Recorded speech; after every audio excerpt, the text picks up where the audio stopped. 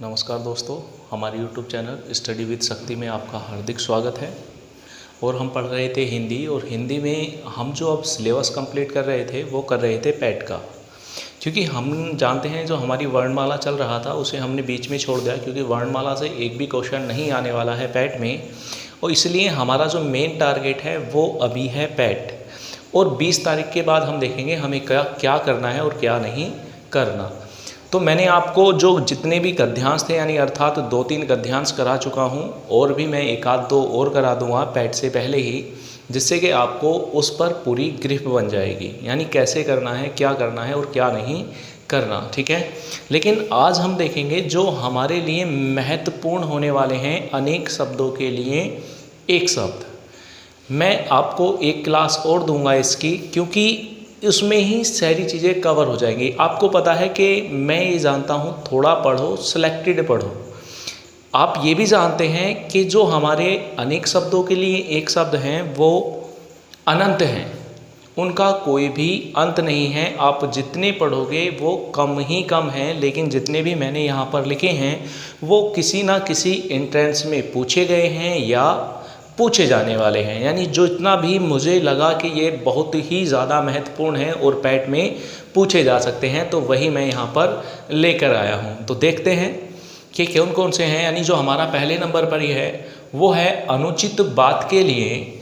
यानी यहाँ पर कहा गया है कि अनुचित बात के लिए आग्रह, यानी जो हमारी अनुचित बात की जाएगी उसके लिए आग्रह किया जाए तो उसे क्या कहा जाएगा, उसे हम कहेंगे दुराग्रह। ठीक है, क्या कहेंगे? दुराग्रह। और आपसे कहा जाए दूसरे नंबर पर हम देखेंगे आकाश में उड़ने वाला। तो यहाँ पर हमें ऑप्शन में पक्षी भी मिल सकता है, तो हमें पक्षी नहीं लगाना। क्या कहते हैं उसे?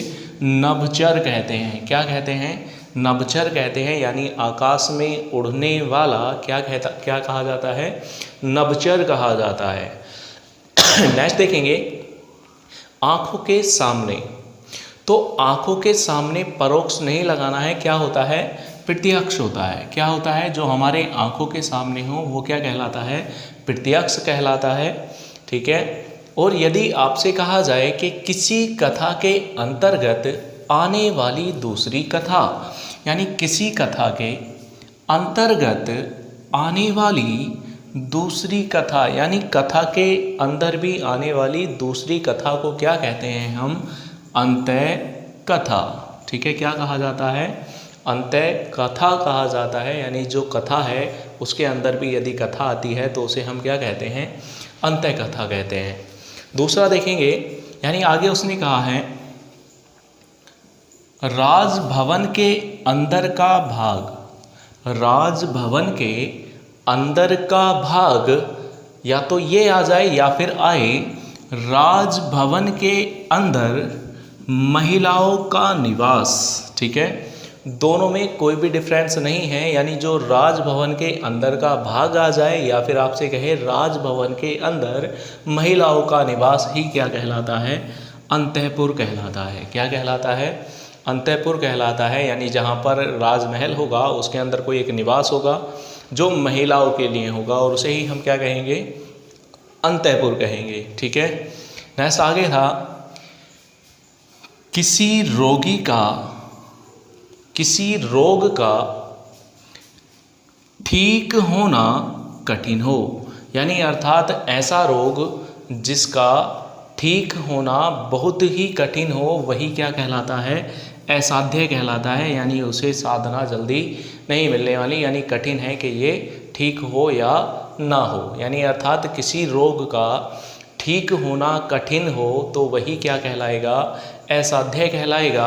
और आगे उसने कहा, यानी जो हमारा 8वें नंबर का है, जो इस लोक में संभव न हो।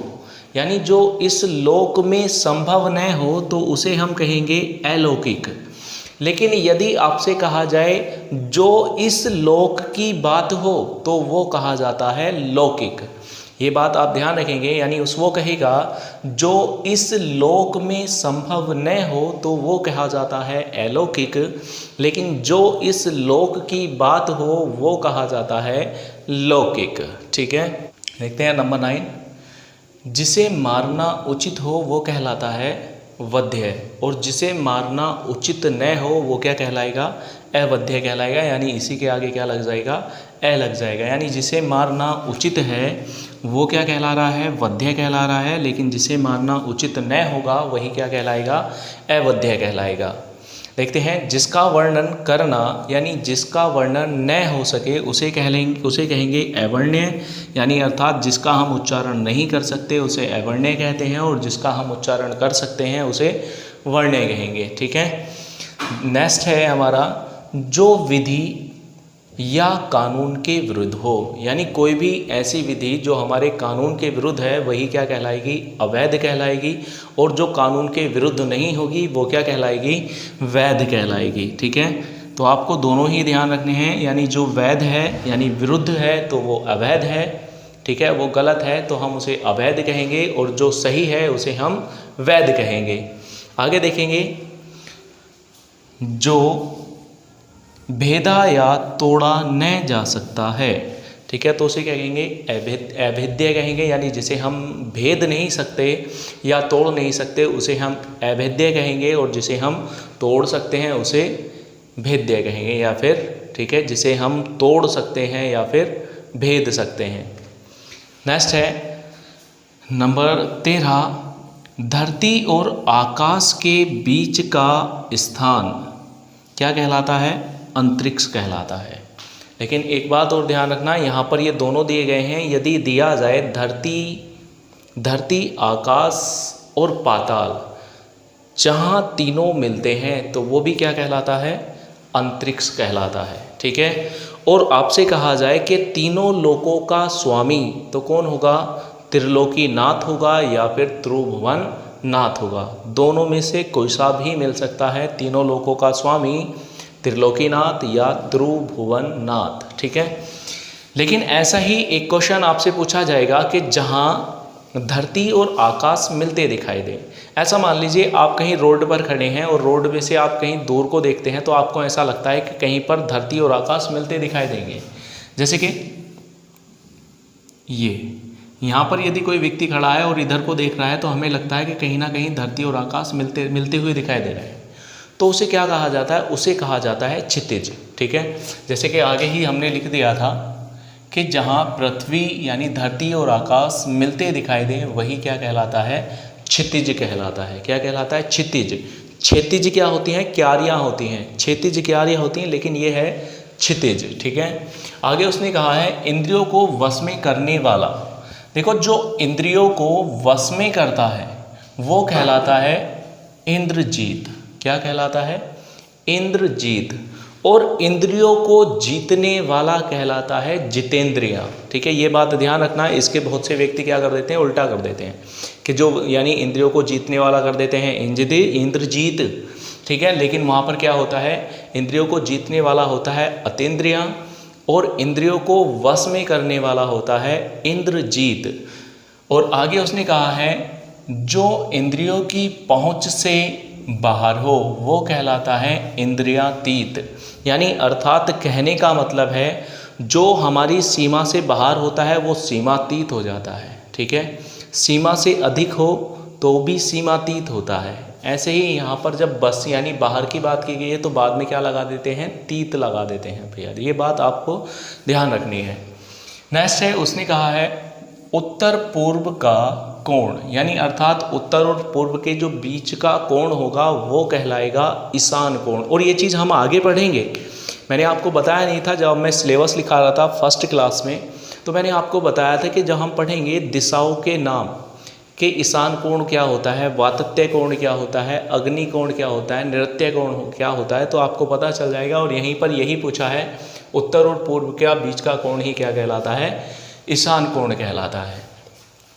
यदि आपसे कहा जाए कि पूर्व और दक्षिण के बीच का कोण क्या कहलाएगा तो कहलाएगा अगन्य कोण। ठीक है, आपसे दक्षिण और पश्चिम के बीच का कोण पूछा जाए तो वो कहलाएगा नृत्य कोण। यदि आपसे पूछा जाए पश्चिम और उत्तर के बीच का कोण क्या कहलाएगा तो कहलाएगा वातत्य कोण। ठीक है, आपको ध्यान रखना है। आप जिसे नहीं पता चला वो पीछे वीडियो करके दोबारा देख सकते हैं, आपको पता चल जाएगा। ठीक है, देखते हैं ऊपर की ओर उछाला या फेंका हुआ क्या कहलाता है? उच्छिप्त कहलाता है। क्या कहलाता है? उच्छिप्त कहलाता है। यानी जो ऊपर की ओर उछाला गया है या फेंका गया है वही क्या कहलाएगा? उच्छिप्त कहलाएगा। फिर आगे उसने कहा है जो भूमि उपजाऊ हो वो कहलाती है उर्वरा, यानी जिसमें उपजाऊ यानी पैदावार की जा सके वो कहलाती है उर्वरा। ठीक है। और नेक्स्ट है जिसकी उत्पत्ति स्वभावगत न हो वो कहलाती है कृत्रिम, यानी अर्थात वह घटना जिसको हमारे द्वारा स्वयं की जा सके वो कृत्रिम कहलाती है, लेकिन जो घटना हमारे बस में ना हो जैसे कि आंधी तूफान वर्षा उर्षा वो कहलाती है प्राकृतिक घटना। ठीक है। नेक्स्ट देखेंगे आगे उसने कहा है यानी बहुत काम करने वाला क्या कहलाता है? कर्मठ कहलाता है। यानी जो बहुत काम करता है, दिन भर काम ही करता रहता है, वही क्या कहलाता है? कर्मठ कहलाता है। आगे उसने कहा है चारों ओर से जल से घिरा भूभाग क्या कहलाता है? तो कहलाता है टापू। ठीक है। यानी जो हमारे चारों ओर से घिरा हुआ जल से जो भाग हुआ वो टापू कहलाएगा, लेकिन यदि तीन ओर से घिरा है तो वो कहलाएगा द्वीप। आपको ध्यान रखना है कि यानी तीनों ओर से घिरा हुआ भूभाग कहलाता है द्वीप और चारों ओर से घिरा हुआ भाग क्या कहलाएगा? टापू कहलाएगा। ठीक है। नेक्स्ट है जिसे करना बहुत कठिन हो तो वो कहलाता है दुष्कर। यानी जिसे करना बहुत कठिन है वो कहलाता है दुष्कर, लेकिन जिसे करना बहुत आसान है तो वो कहलाता है सुलभ। ठीक है। यानी जिसे करना कठिन है वो क्या कहलाएगा? दुष्कर, और जिसे करना आसान है वो क्या कहलाएगा? सुलभ कहलाएगा। ठीक है। फिर आगे उसने कहा है कि गोद लिया हुआ पुत्र क्या कहलाता है? दत्तक पुत्र कहलाता है। यानी जो जिसे हम गोद लेते हैं वो क्या कहलाता है? दत्तक पुत्र कहलाता है।